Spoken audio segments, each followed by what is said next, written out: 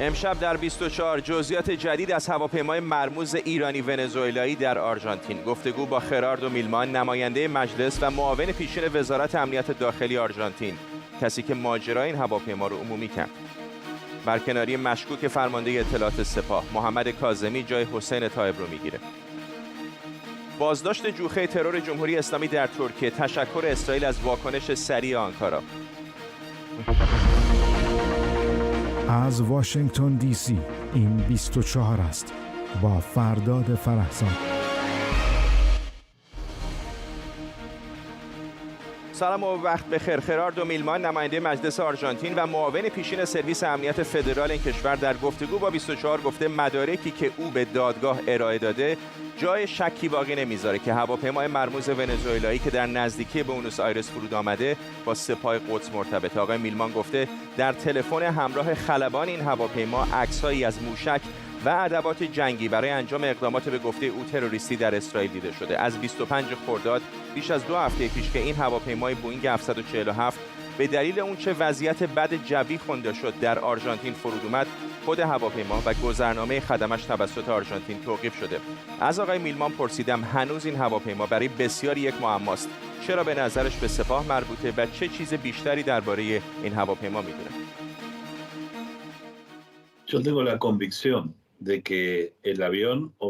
من مطمئنم که این هواپیما آشکارا نماینده یکی از شرکت‌های ایرانی هدف تحریم وزارت خزانه‌داری و دفتر کنترل دارایی‌های خارجیه. این یک هواپیمای لوجستیکه، یک هواپیمای نظامی، نه یک هواپیمای باری. و این شرکت ونزوئلایی به عنوان پوشش برای یک خط هواپیمایی ایرانی فعالیت می‌کنه. هر دو خط هوایی برای همکاری با حزب الله و در ارتباط با تروریسم جهانی هدف تحریم‌های وزارت خزانه‌داری آمریکا هستند. حزب الله در آرژانتین یک سازمان ایدئولوژیکه که متهم به حمله به سفارت اسرائیل در بوئنوس آیرس و همچنین حمله به مرکز یهودی‌ها در این کشور. مشخصاً و بدون تردید خلبان این هواپیما از اعضای با سابقه سپاه قدسه. ما شکایتی بر اساس اطلاعات موثق تنظیم کردیم در مورد اینکه کمک خلبان این هواپیما حتی از خود خلبان هم مشکل دارتره. اون هویت خودش رو تغییر داده. اون در بخشی از عراق به دنیا آمده که بعد از جنگ ایران و عراق خودشون رو ایرانی میدونن. با پنهان کردن هویت عراقی خودش با مدارکی وارد آرژانتین شده که نشون میده اون در تهران به دنیا اومده. به نظر من ارتباط هر کدوم از این 5 ایرانی با تروریسم بین المللی واضحه. به همین ترتیب 14 ونزوئلایی این پرواز هم نیروهای نظامی رژیم نیکولاس مادورو و از اعضای آژانس اطلاعاتی ونزوئلا هستند و این ارتباط نزدیک تهران و کاراکاس رو نشون میده.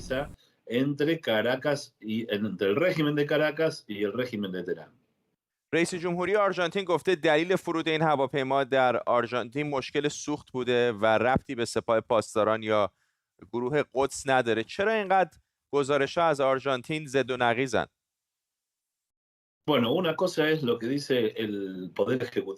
یه روایت اینه که دولت آرژانتین و رئیس جمهور این کشور و رئیس سازمان اطلاعات آرژانتین میگن به روشی شرم‌آور و فریبکارانه سعی دارن بگن این عملیات ونزوئلا و ایران یک برنامه آموزشی هواییه. این در حالیه که حتی یکی از معاونای رژیم نیکولاس مادورو در ونزوئلا هم ادعای رئیس سازمان اطلاعات آرژانتین رو تکذیب کرده و گفته این یک هواپیمای باریه.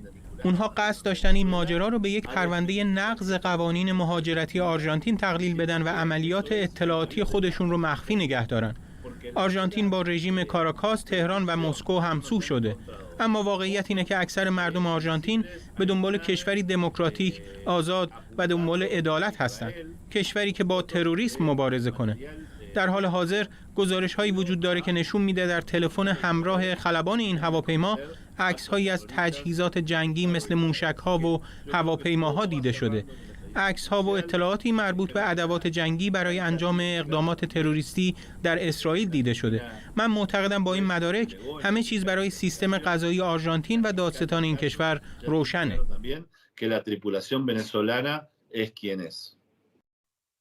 میدونم که شما شکایتی رو به دادگاه در این مورد ارائه دادید و درخواست کردید که اثر انگشت خدمه این هواپیما گرفته بشه و اطلاعات به سرویس فدرال اطلاعاتی آرژانتین داده بشه. به کجا رسیده این تحقیقات و این شکایت؟ Bueno, efectivamente, respecto del piloto ya مشخصاً در مورد خلبان این پرواز گزارش FBI موجوده. FBI میگه این خلبان همون عضو گروه قدسه. مسئله اونطور که وزیر امنیت آرژانتین میگه تشابه اسمی نیست. این شخص یکی از سرمایه‌گذاران شرکت ماهانه. شرکت هوایی مرتبط با سپاه پاسداران و تحت تحریم دفتر کنترل دارایی‌های خارجی و وزارت خزانه‌داری آمریکا. بنابراین ادعای دولت آرژانتین که میگن اتهامی که ما وارد میکنیم بی اساسه کاملا اشتباهه و شواهد و مدارک ادعای ما رو اثبات میکنه. من میخوام به رفتار متفاوت کشورهای همسایه اشاره کنم. در مورد اوروگوئه حتی اجازه نداد این هواپیما وارد حریم هوایی این کشور بشه. حتما در جریان هستید. الان گزارش‌هایی هست که خبرنگار آرژانتینی جورج چایا توسط حزب الله در این کشور تهدید شده. نظرتون در مورد نقشی که حزب الله و ایران در آمریکای جنوبی و به خصوص در کشور شما آرژانتین دارن بازی میکنن چیه؟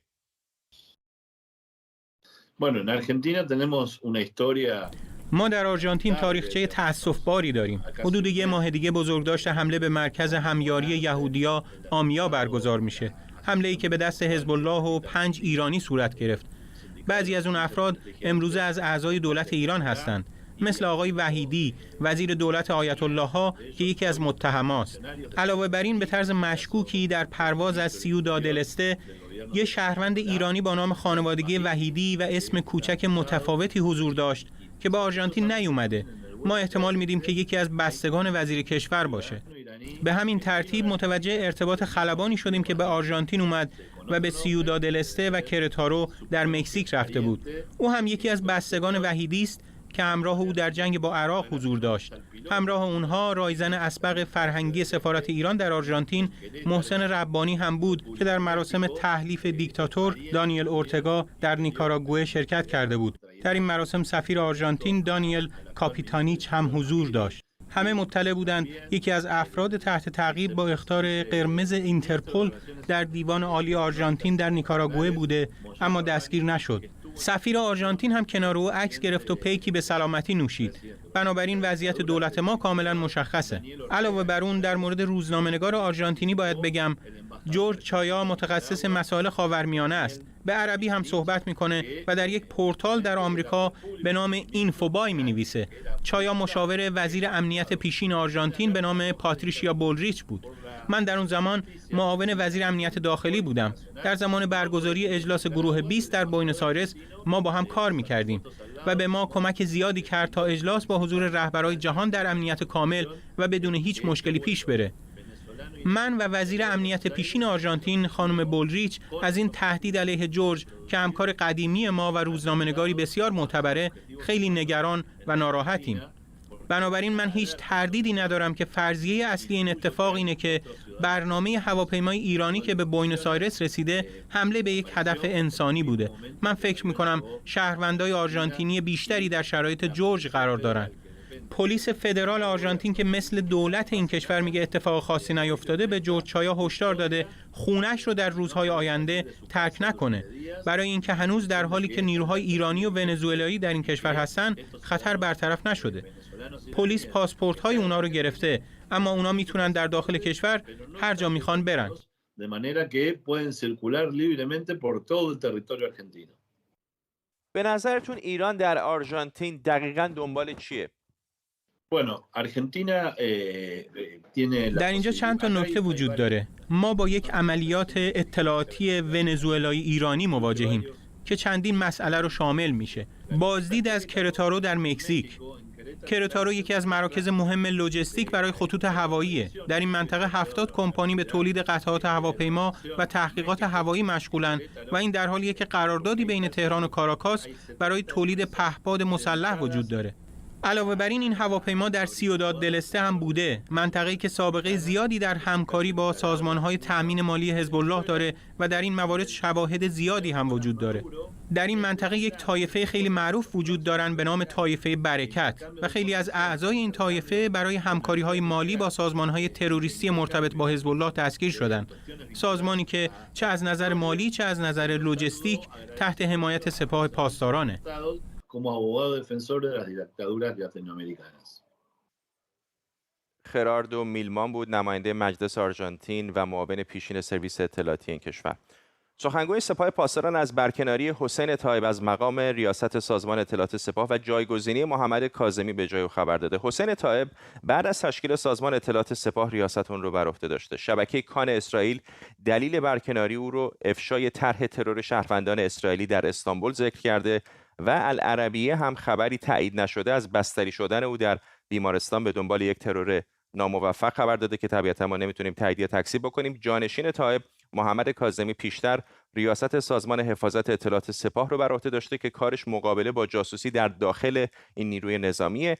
عملیات منسوب به اسرائیل در داخل ایران از جمله خرابکاری در مراکز نظامی، ترور چهره‌های فعال در صنایع نظامی و حملات سایبری در چند ماه گذشته و خنثی شدن طرح‌های ترور محرمانه سپاه در خارج از کشور موجب بالا گرفتن انتقادات داخلی از این نهاد شده بود.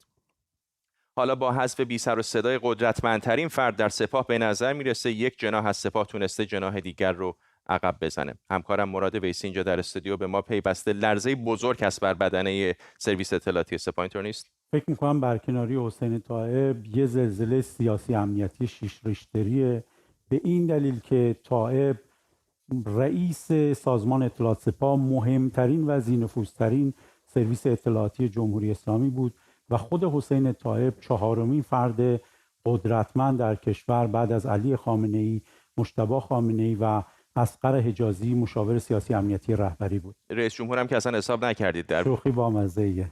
فکر نمی‌کنم. چقدر فکر میکنید که برداشته شدن او از این سمت به این نگرانی هایی که بهش اشاره شده، به خصوص اتهاماتی که متوجه اسرائیل هست و کارهایی که میگن اسرائیل در ایران انجام داده و متوقف کرده بعضی از عملیات ایران رو در خارج از کشور، چقدر برکناری یک فرد میتونه کمک بکنه به سامان رسوندن این خانه در داخل سپاه؟ فکر میکنم به 3 دلیل. اولا برکنار شد فشار شدید افکارعمومی طرفدارای جمهوری اسلامی که چرا این همه شکست و تحقیر اطلاعاتی امنیتی. دوم اینه که کسانی که رقیبش بودن در باندهای قدرت فهمیدن در این شرایط یه خورده جاش شل و لق شده، هولش بدن بیفته. ولی این دوتا فرعین. دلیل اصلی اینه که مجتبی خامنه‌ای و علی خامنه‌ای به این نتیجه رسیدن که اگر این شدت گستردگی نفوذ ادامه پیدا کنه در سرویس‌های اطلاعاتی جمهوری اسلامی، 4 تا بازوی اصلی جمهوری اسلامی در مقابل آمریکا و اسرائیل احتمالاً قطع خواهد شد. یکی نیرو قدس که فرماندهش کشته شد و فرماندهاش در حال ترور شدنند. دوم برنامه هسته‌ای که رأس برنامه هسته‌ای فخریزاده ترور شد. سوم برنامه موشکی و چهارم پهپادی که داریم می‌بینیم هم مسئولین هوافضا دارن کشته میشن، هم اسرائیل میتونه به پایگاه پهپادی ایران در مایده‌اش حمله کنه. نگران بودن اگر این ادامه پیدا کنه کاملا این 4 تا بازو در مقابل اسرائیل و آمریکا قطع بشه و به این دلیل این تصمیم رو گرفتن که مثل هر رژیم دیکتاتوری برای خامنه‌ای و مجتبی خودشون از طایب مهمترن. نیرو قدس از طایب مهمتره، موشکی از طایب مهمتره، هسته‌ای از طایب مهمتره و پهپادی از طایب مهمتره، ولی که طایب یه فرد خیلی نزدیک باشه. با رفتن طایب هم فکر نمی‌کنم مسئله حل بشه به 2 دلیل. یکی اینه که به نظر میاد شدت و گستردگی نفوذ اینقدر عمیقه که فردی نیست، سیستمیه. در هر 4 تا بازوی جمهوری اسلامی نفوذ گسترده داره رخ میده. و دوم اینه که کسانی که این نفوذ در موردشون رخ میده یا ایمان و عقیدهشون رو به جمهوری اسلامی از دست دادن که میشه روشون نفوذ کرد، یا اینه که پول براشون مهمه که دیگه این معنی این میشه که ایمان و یقین به جمهوری اسلامی ضعیف شده در درون نیروها مسئولین و دشمن جمهوری اسلامی میتونه اینها رو بخره یا تحت نفوذ قرار بده. در سالهای اخیر به یاد داری ضربه‌ای، اگر اسم ضربه رو بشه بر این گذاشت، به این بزرگی به بدنه سپاه؟ در درون اطلاعات نه، ولی 3 تا ضربه بزرگتر که نفوذ اطلاعاتی شاید بوده. آره، مهمترین فرد موشکی جمهوری اسلامی تهرانی مقدم کشته شد، فرمانده کل نیروهای ایران در خاورمیانه سلیمانی کشته شد و مهمترین فرد هسته‌ای جمهوری اسلامی فخریزاده کشته شد. ولی اینایی که اشاره کردی همه به روشنی عامل خارجی داشته. این اولین بار هست که از داخل داره به لرزه میفته بهش. فکر میکنم سدی شکسته، آب داره همه جا رو میبره و میخوان با این تغییر جلوی آب گرفتگی بیشتر رو بگیرن. گفتی که مهره‌ای لغو بوده، اگر به عنوان یک آجر در این دیوار سپاه اون رو در نظر بگیریم، فکر می‌کنی فقط همین یک آجر بوده یا با جدا کردن این آجر خود این دیوار هم ممکنه به لرزه بیفته؟ همینطوره. موقعی که طائب که اسطوره امنیتی جمهوری اسلامی میشکنه، خود هیمنه هم میشکنه. موقعی نفوذ این همه گسترده رخ داده، نوعی احساس ناراحتی شدید، عجز، درماندگی در کل سیستم هست. یه نفر حالا قربانی کردن، امیدوارن جلوشو بگیرن، ولی من فکر کنم این نفوذ هم به لحاظ شدت، هم گستردگی، هم عمق اینقدر سیستماتیکه که در کوتاه مدت دست کم نمیشه جلوشو گرفت. ولی در کوتاه مدت میتونم بگن خب این خرابکاری ها شده بود، کنترل امنیتی رو به شکلی در بخشای از دست دادیم، بدنه رو تغییر دادیم، رئیس رو عوض کردیم، ولی اگر دوباره ادامه پیدا کنه اون موقع چه پاسخی خواهند داشت؟ دقیقاً اونجا باید برن دنبال یک پاسخ بزرگتر که من فکر کنم اون پاسخ بزرگتر اینه که جمهوری اسلامی اصولا برای بحران‌های کلیش پاسخ مهم و تعیین کننده نداره. همیشه میگه از این ستون به اون ستون فرجه. اگه بتونم یه ذره جلوتر خودم رو حفظ کنم، شاید بتونم آب رو از سر بگذارم. درست مثل کاری که در مقابل سیاست فشار حداکثری ترامپ کردن که به بایدن برسن. مسائل ایران حل نشد، ولی جمهوری اسلامی احساس کرد یه مرحله رو عبور کرد. حالا شایعات هم طبیعتاً توی این مواقع زیاده، باید ببینیم که آیا خودش به زودی صحبت خواهد کرد که ببینیم. و اگر در مراسم تودیع بیاد، شایعه ترورش از بین میره و اگر نیاد، شایعه ترورش قوی تر خواهد شد. ممنونم از تو مراد ویسی، همکارم اینجا در استودیو با ما. ترکیه اعلام کرده 8 نفر رو به اتهام دست داشتن برای طرح ترور شهروندان اسرائیلی دستگیر کرده. گفته شده نقشه ربودن سفیر سابق اسرائیل در ترکیه و همسرش هم خنثی شده. به گفته سازمان اطلاعات ترکیه میت، متهمان قرار بوده بعد از ربودن سفیر سابق و همسرش اونها رو به ایران منتقل کنن. هویت این دیپلمات سابق اسرائیلی و همسرش هنوز اعلام نشده. میت گفته اونها ساکن هتلی در استانبول بودن. فاصله محل اقامت و دستگیری برخی از مظنونان تا کنسولگری ایران در استانبول کمتر از 5 کیلومتر. سازمان اطلاعات ترکیه گفته 5 نفر از دستگیر شده ها ایرانی و از اعضای سپاه پاسداران هستند که در قالب دانشجو، بازرگان و گردشگر وارد ترکیه شده بودند. اسناد زیادی از jumله تجهیزات دیجیتال و 2 قبضه کلت کمری مجهز به صدا خفه کن از متهمان کشف و ضبط شده. ما همکاری امنیتی با اسرائیل داریم و درباره تهدید تروریستی علیه شهروندان این کشور در ترکیه با یائیر لاپید در ارتباط نزدیک بودیم. بعد از این هم به تبادل اطلاعاتی ادامه خواهیم داد. ما نمیتوانیم اجازه دهیم چنین حوادثی در کشورمان اتفاق بیفتد. پیام‌های لازم را نیز در این زمینه به کشورهای دیگر داده ایم. موساد اسرائیلی هایی رو که قرار بود هدف حمله قرار بگیرن شناسایی و با پروازی اختصاصی به اسرائیل منتقل کرده بود. ما از دولت ترکیه برای این فعالیت حرفه‌ای و هماهنگ قدردانی می‌کنیم. مقامات ترکیه و اسرائیل در وزارت امور خارجه و نیروهای اطلاعاتی و امنیتی کار بزرگی کردند. جمهوری اسلامی پشت این حملات تروریستی است.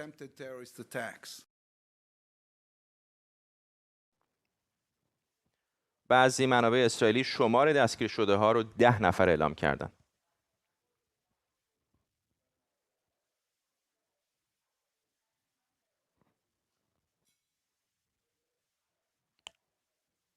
بیننده 24 هستید با من فرداد فرزاد. تصاویری زنده داریم از پنتاگون، جایی که جان کربی سخنگوی وزارت دفاع آمریکا داره صحبت میکنه. اجازه بدید بخشی از صحبت او رو بشنویم و بعد برنامه رو ادامه میدیم.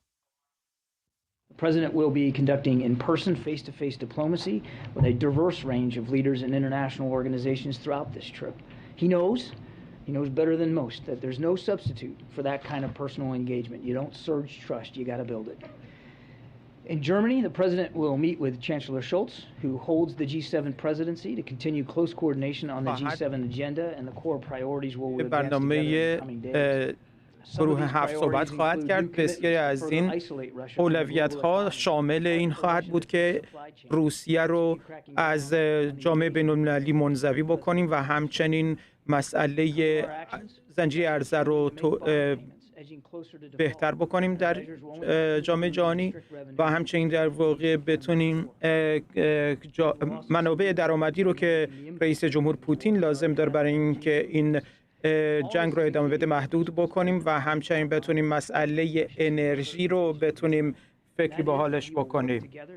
ما الان در واقع نه تنها کمک خواهیم، ما با همکاری خواهیم کرد که اوکراینی ها رو بتونیم اطمینان حاصل بکنیم که بتونن از خودشون دفاع بکنن و همچنین کار خواهیم کرد که تأثیر این جنگ بر روی ایالات متحده و متحدانش به حداقل ممکن برسه و همچنین رئیس جمهور بایدن با گروه زیرساخت‌های بین‌المللی برای انرژی دیدار خواهند کرد که بتونن کشورهایی رو که در واقع در این زمینه درآمد کمتری دارن به اونها بشه کمک کرد. همچنین در گروه G7 رو امسال ما به عنوان نقش رهبری خودمون رو در این زمینه انجام خواهیم داد که بتونیم در واقع جنگی رو که روسیه شروع کرده بتونیم به اون تاثیرات اون رو به حداقل برسونیم. نقش رهبری رئیس جمهور در G7 اینجا به مسائل چنین محدود نخواهد شد، بلکه مسائل مهمتری رو در بر خواهد کرد. بعد از G7 ایشون میرن که در ملاقات ناتو در گرد همایی ناتو بتونن شاه و ملکه اسپانیا رو ملاقات بکنن و میتونن و بعد از اون از تمام متحدانمون تشکر خواهند کرد برای نقشی رو که در این در جامعه بین‌المللی داشتن، بتونن ازشون تشکر بکنن و همچنین با همه همراهانمون صحبت خواهند کرد که بتونن تلاش بکنن برای اینکه بتونن از اصول مشترکمون دفاع بکنن و همچنین در نهایت ما باید بگیم که تلاش‌هایی خواهند کرد برای اینکه نشون بدن که ما قاطعیت لازم رو داریم که بتونیم از تمامیت خودمون دفاع بکنیم و همچنین با منطقه اندوچین خواهند رفت و در منطقه اندوچین هم تلاش خواهند کرد که بتونن اونها رو توانمند بکنن و بتونن به اونها توانایی‌های لازم رو بدن و همچنین تلاش خواهیم کرد که دید دموکراتیک خودمون رو در مورد آینده توسعه بدیم و اون رو تقویت بکنیم که در مورد مسائل دیگه‌ای مانند مسائل عمده‌ای رو مانند حتی تغییر آب و هوا در بر خواهند کرد و رئیس جمهور در این سفر به هیچ عنوان کمکی به نظام‌های خودکامه نخواهد کرد.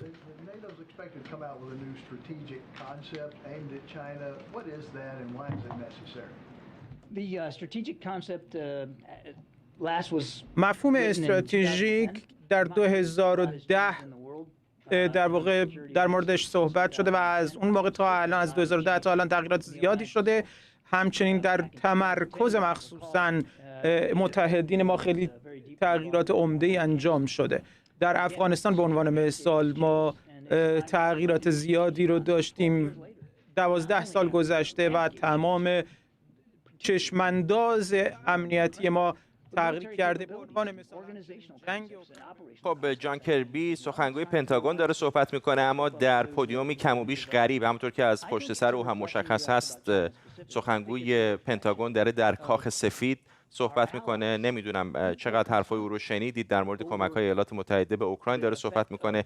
کمی پیشتر آقای کربی گفت که قرار هست دولت ایالات متحده آمریکا 450 میلیون دلار دیگه به اوکراین برای مبارزه با روسیه کمک بکنه، چیزی نزدیک به نیم میلیارد دلار. این علاوه بر کمک‌های پیشینی هستش که آمریکا به خصوص کنگره برای فرستادن به اوکراین تصویب کرده بود، از جمله یک بسته کمکی 30 میلیارد دلاری. جان کربی رو می‌بینید در کاخ سفید. تا صحبت از اوکراین هست، این رو هم بهتون بگم که کمی پیشتر رهبران اروپایی رسما با درخواست نامزدی اوکراین برای پیوستن به اتحادیه اروپا موافقت کردند. اعضای اتحادیه اروپا ساعتی پیش با نامزدی اوکراین و مولداوی برای عضویت موافقت کردند و به این ترتیب نخستین قدم اوکراین برای دریافت عضویت کامل در این اتحادیه برداشته شده. این تصمیم یک حرکت ژئوپلیتیک مهم برای اتحادیه اروپا به شمار میره و نشون دهنده عزم مهمترین واحد سیاسی اروپا برای مقابله با روسیه است. تصمیمی که رئیس شورای اروپایی در توییت اون رو تاریخی خونده. سمیرا قرایی همکارم از سوی دیگر همین استودیو با ماست. سمیرا، گمان زنی هایی بود که شاید اوکراین به اتحادیه اروپا بپیونده، ولی اینکه نامزدیشو به این زودی قبول کردن حائز نکته مهمی، اینطور نیست؟ دقیقاً همینطوره. خیلی زود این گمان زنی ها فردا تحقق پیدا کرد. 26 خرداد ماه، زمانی که 7 روز پیش، زمانی که رهبران ایتالیا، آلمان و فرانسه به کیف سفر کرده بودند، بحث اعطای نامزدی به اوکراین در اون سفر مطرح شد. 26 خرداد. فردای اون روز 27 خرداد اورسولا فاندرلین که رئیس کمیسیون اروپایی هست این مسئله رو رسما اعلام کرد در اتحادیه اروپا و امروز دوم تیر ماه 27 کشور عضو اتحادیه اروپا با اعطای نامزدی به اوکراین و مولداوی موافقت کردند. نکته مهم این است که این به معنای عضویت کامل اوکراین در اتحادیه اروپا نیست. این نخستین قدمی است که اوکراین برداشته برای اینکه بخواد به عضویت این اتحادیه بپیونده. ممکنه سالها به طول بیانجامه، ممکنه حتی دهه‌ها به طول بیانجامه که بخواد عضویت کامل به دست بیاره. مثالش هم کشورهای حوزه بالکان هست. همین امروز که جلسه اتحادیه اروپا در حال برگزاری بوده، ادی راما که نخست وزیر آلبانی هست استقبال کرده از اتفاقی که برای اوکراین گفته، اما در این حال گفته که نباید به کشورها امید غیر منطقی بدیم. مثالش هم خود کشور آلبانی هست که 8 ساله که این کشور در انتظار گرفتن عضویت کامل هست، نامزدی رو به دست آورده. یا مقدونیه شمالی 18 ساله که در انتظار دریافت عضویت هست. اینجا همین مسئله کشورهای بالکان یک انتقادی رو ایجاد کرده به اتحادیه اروپا، اینکه اعطای نامزدی به این سرعت در عرض یک هفته به اوکراین میتونه روی کشورهای حوزه بالکان تاثیر منفی بگذاره و اونها برای تلافی کردن این اتفاق بخوان نزدیک بشن به روسیه، حتی به چین. انتقادهای دیگری هم وجود داره، از جمله اینکه چقدر اتحادیه اروپایی که از 1951 با 6 کشور شروع کرده در حال حاضر داره انقدر خودش رو گسترش میده. با تمام این انتقاداتی که وجود داره، مسئله مهم این هست که این یک سیگنال مهم هست. همونطور که خودت هم گفتی، یک حرکت ژئوپلیتیک مهم است. سیگنالی است که اتحادیه اروپا داره به روسیه میفرسته. نماینده اوکراین در اتحادیه اروپا هم به این مسئله اشاره کرده که این نشون میده که کشورهای شرق اروپا تعلقی شاید دیگر به اون مام روسیه ندارند و میتونن به کشورهای دیگر، میتونن به اتحادیه اروپا، به غرب نزدیک بشند. یکی دیگه از صحبت‌های جالبی که نماینده اوکراین در اتحادیه اروپا کرده بود این بود که این مسئله، این اعطای رسمی نامزدی به اوکراین خیلی روحیه بخش است برای مردم اوکراین که در حال حاضر درگیر جنگ هستند با روسیه. باعث میشه که روحیه اونها بالا بره، روحیه سربازان اوکراینی. نماینده اوکراین میگه که روشون بسیار تأثیر گذاشته. ولی سمیرا، حتی اگر به عضویت کامل اتحادیه اروپا هم در بیان، که باید تاکید بکنیم دوباره هنوز فقط نامزدیشون پذیرفته شده، باز هم این یک چتر امنیتی نظامی مثل ناتو بر سر اوکراین فراهم نمیکنه، اینطور نیست؟ به هیچ عنوان اتحادیه اروپا کمک نظامی به کشورهای عضو خودش نمیکنه، بیشتر در رابطه با ضوابط اقتصادی یا حالا استفاده از پول رایج یا مسائل مربوط به گمرک. اینجور مسائل بیشتر اتحادیه اروپا ضوابط و روابطی داره و کشورها رو به هم نزدیک میکنه، سفر کردنها رو راحت‌تر ممکنه بکنه، ولی به هیچ عنوان قرار نیست که یک چتر حمایتی نظامی باشه. اوکراین اون رو داره از طریق عضویت در ناتو پیگیری میکنه، عضویتی که اگر یادت باشه دیگه در آخرین مراحلی که ما کار خبررسانیش رو انجام دادیم با اعتراضات ترکیه مواجه بود و آمریکا این قول رو به ترکیه داد که بتونه خواسته های ترکیه رو هم در رابطه با حالا مسائلی که میخواد از ناتو بگیره اونها رو هم لحاظ بکنه، در کنار فنلاند و سوئد که مطرح شدن. بحث پیوستن به ناتو در این ماها بسیار مطرح بود بعد از اینکه روسیه حمله کرد به اوکراین، ولی نه، اتحادیه اروپا کمک نظامی به اوکراین نخواهد کرد و بیشتر مسئله سمبولیک هست این اعطای نامزدی به اوکراین. ممنونم از تو سمیرا قرایی، همکارم از سوی دیگر استودیو ما اینجا در واشنگتن دی سی. خب برگردیم به خبر مربوط به ترکیه. همونطور که بهتون گفتم، ترکیه اعلام کرده 8 نفر رو به اتهام دست داشتن برای طرح ترور شهروندان اسرائیلی دستگیر کرده. گفته شده نقشه رو بودن سفیر سابق اسرائیل در ترکیه و همسرش هم خنثی شده. اگر اتفاقا در جریان باشید، الان دو کشور در سطح سفیر روابط دیپلماتیک ندارند. یکی از نکاتی که در دیدار یائیر لاپید وزیر خارجه فعلی اسرائیل که احتمالاً به زودی نخست وزیر این کشور هم شاید بشه، در گفتگو با همتاش مطرح شد، افزایش سطح دیپلماتیک دو کشور به اندازه سفیر بوده و قرار هستش که دو کشور در پایتخت‌های یکدیگر سفیر داشته باشند. لن خودورکوفسکی مشاور ارشد سابق نماینده آمریکا در امور ایران از نیوجرسی به ما پیوسته. آقای خودورکوفسکی، میدونید که تنش بین ایران و اسرائیل بسیار زیاد هست در این روزها و به کشورهای دیگر هم کشیده شده، از جمله همینطور که در خبرمون گفتیم در ترکیه. فکر میکنید چقدر داره شرایط منطقه عوض میشه با توجه به نزدیکی که الان بین اسرائیل و ترکیه میبینیم و پیش از اون نزدیکی که اسرائیل با کشورهای حاشیه خلیج فارس نشون داده؟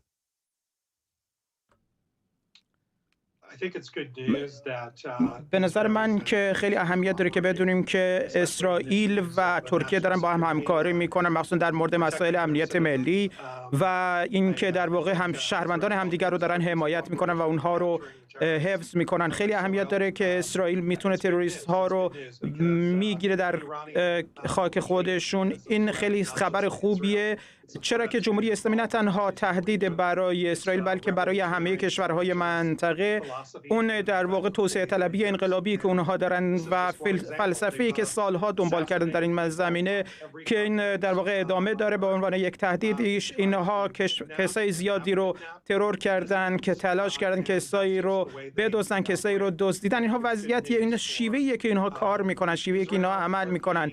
تهدید برای همه، تهدید برای اسرائیل، تهدید برای ترکیه، برای همه کشورهای منطقه و همه باید بتونن یک زمینه مشترکی پیدا بکنن که بتونن برای علیه تروریسم ایران مبارزه بکنن. آقای خودورکوفسکی، این ائتلافی که به نظر میاد در منطقه داره شکل میگیره، به نظرتون چقدر این احتمال وجود داره که با افزایش تنش‌ها وارد یک منازعه جدی با جمهوری اسلامی بشه؟ منظورم یک درگیری تمام عیار نظامی است. خب ایران در جنگ بوده در 43 سال گذشته. فقط سوال اینه که در واقع چقدر این جنگ رو سخت میکنه یا چقدر این جنگ رو روشن میکنه برای همه. این در واقع نقشه هایی داشته برای قدس، برای سپاه قدس و برای سپاه پاسداران که بتونه در واقع در منطقه کارهای خودش رو به پیش ببره و کارهای تروریستی خودش رو ادامه بده و همچنین تأثیر بذاره بر روی سیاست‌های داخلی کشورهای منطقه. ایران در واقع در این زمینه بسیار فعال بوده و در جنگ بوده.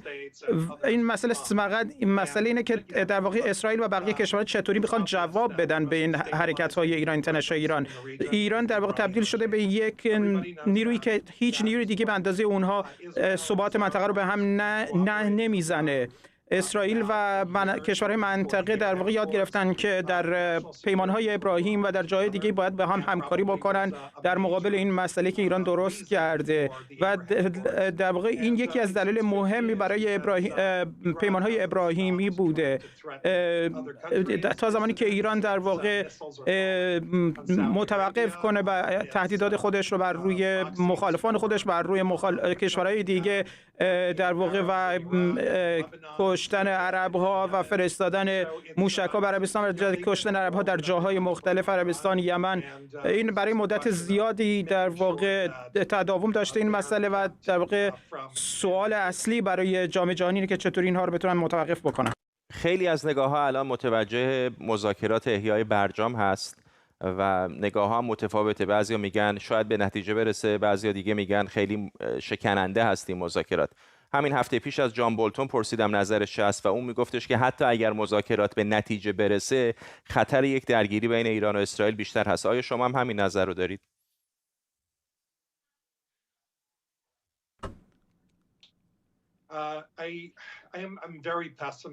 من خیلی بدبین هستم در مورد چه در واقع نتایج این توافق یا نتایج این گفتگوها چه خواهد بود. چیزی که در واقع تا الان درست شده، این نتایجی که دارن در بر داشته و نتایجی که در آینده در بر خواهد داشت. در حال حاضر تا این منطقه تا این نقطه دولت بایدن تلاش کرده که با این کارهاش در واقع رژیم رو تقویت کرده و رژیم بودجه دفاعی خودش رو افزایش داده. در زمانی که در واقع ماکسیموم پرشر بود، کمپین فشار حد اکثری بود، این بودجه به حداقل خودش رسیده بود و کشور در وضعیت بدی به سر می‌برد. مردم داشتن تظاهرات می‌کردن بر علیه رژیم، همونطوری که الان هم دارن می‌کنن. اما در یک سال و نیم گذشته فضایی رو پیدا کردن رژیم ایران که بتونه در واقع برگرده به نفت فروخته به چین و باعث شده که پولی در بیاره در این زمینه و بتونه به خاطر این بوده این مسئله که امریکایی‌ها نتونستن خودشون این تحریمایی که گذاشتن اجرا بکنن و در نتیجه ایران پولدارتر شده و تقویت کرده تحقیقات خودش رو در زمینه نظامی، در زمینه هسته‌ای و باعث شده که تشجیع بشه برای این که تهدید بشه برای کشورهای منطقه و تشجیع شده برای این که بتونه در واقع تهدیدی بشه برای همه و این وضعیت این کارهایی رو که می‌بینیم که مثلا در ترکیه انجام داده نتیجه این بوده. می‌دونیم که کارهای زیادی رو انجام دادن و باعث شده که در واقع تمام تلاشایی که شده به عقب برگردونده بشه و این مسئله باعث شده که در واقع ایران بتونه تقویت بشه و این خیلی اشتباه بزرگی که این مسئله رو ادامه بدیم، اشتباهی که در واقع در دو طرف کسایی وجود داشتن که در دو طرف احزاب مختلف دنبال این می‌گردن که یک استراتژی جدید رو برای ایران پیدا بکنن. آقای خودروکوفسکی اشاره کردید به اعتراضات و تظاهرات در ایران. بله اینها در جریان بوده. بعضی شکست‌های اطلاعاتی و عملیاتی ایران داشته، حتی در تأسیسات نظامیش داشته، ولی واقعیت اینه که به هر حال زیر تمام این فشارها ایران برنامه هسته‌ایش رو گسترش داده، غنی‌سازیش افزایش پیدا کرده و بسیاری از سرویس‌های اطلاعاتی و تحلیلگران مستقل میگن به آستانه توانایی ساخت یک سلاح هسته‌ای بسیار نزدیک شده. گمان نمی‌کنید آیا که شاید دیگه خیلی دیر شده باشه و آن مرحله‌ای که خیلی از غربی‌ها و به خصوص اسرائیلی‌ها نگرانش بودن بهش رسیدیم؟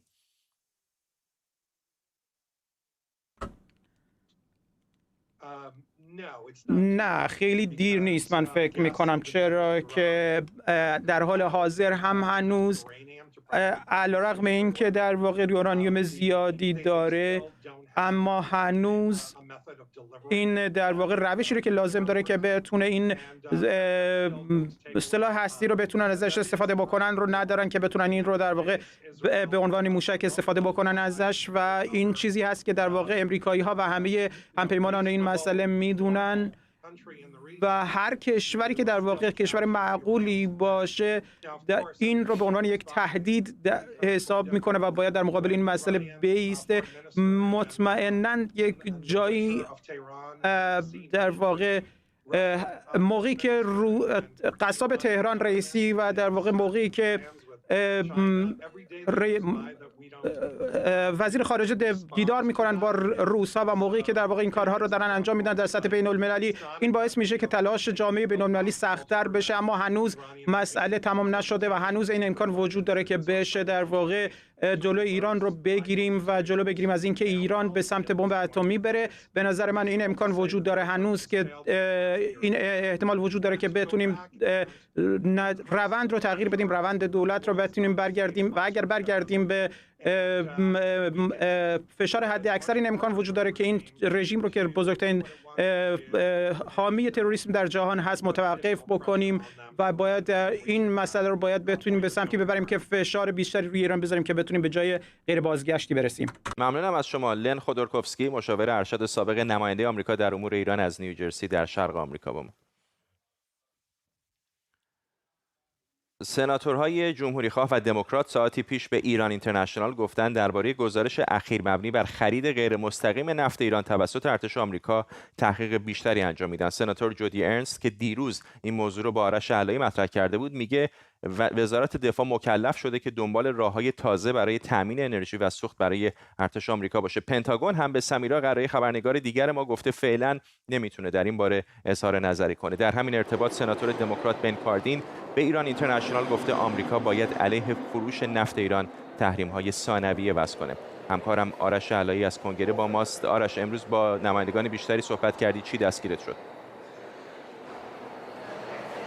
ببین، غیر از سناتورهایی که من باشون صحبت کردم که بیشترشون سناتورهای جمهوری خواه بودن، در طول این یکی دو روز من تکست مسیج هایی از مقامات سابق وزارت خارجه آمریکا و بعضی از مطبوعات خارجی که در واشنگتن دی سی هستم دریافت کردم، مخصوصا اونایی که در کره جنوبی و ژاپن دفاتری دارن و اونها هم علاقه‌مند هستن به این داستان. واقعیت این است که هنوز کسی نمیدونه که چه محدوده‌ای بوده که از لحاظ بازه زمانی ایالات متحده ارتشش به طور غیر مستقیم نفتش رو از ایران تامین می‌کرده. آیا این برمیگرده به زمان بعد از دوره دولت اوباما و تا زمانی که دولت ترامپ در واقع میخ‌های اون که کارزار فشار حداکثری رو کوبید رو صنعت نفت ایران؟ بنابراین هنوز اینها سوالاتی است که پاسخ بهش داده نشده. اما من میتونم به شما بگم که سناتورهای جمهوری‌خواهی که باشون صحبت کردم وقتی راجع به این مسئله باشون حرف زدم همه شوکه شدن. سناتور تامی تابرویل و خانم سینتیا لومیس از حزب جمهوری‌خواه هر دو قول دادن که شخصاً این مسئله رو پیگیری کنن. اما از سناتور کندی، جان کندی پرسیدم همین مطلب که ایران اینجوری از طریق شرکت‌های ثالث و از طریق بعضی از متحدین ایالات متحده میتونه نفتش رو به ارتش امریکا بفروشه به طور غیر مستقیم. آیا این خودش نشان دهنده ضعف نظام تحریم‌ها در ایران نیست؟ و سناتور کندی به من در پاسخ چنین گفت: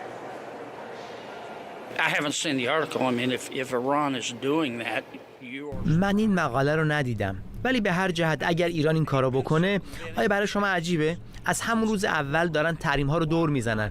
چرا ما تنبیهشون نمی کنیم؟ چرا تحریم ها رو اجرایی نمی کنیم؟ نمیدونم.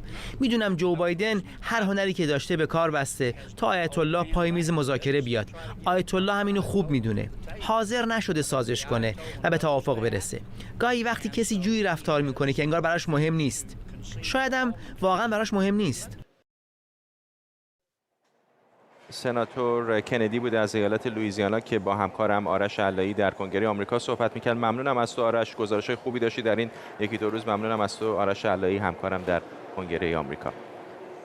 خب به این ترتیب ما هم میرسیم به پایان 24 امشب. ممنون که این برنامه رو دنبال میکنید. کمی دیرتر میتونید این برنامه رو با زیرنویس فارسی و انگلیسی در یوتیوب هم در کانال ایران اینترنشنال ببینید و البته در وبسایت ما iranIntel.com. ممنون از همراهیتون. تا برنامه بعدی، بدرود.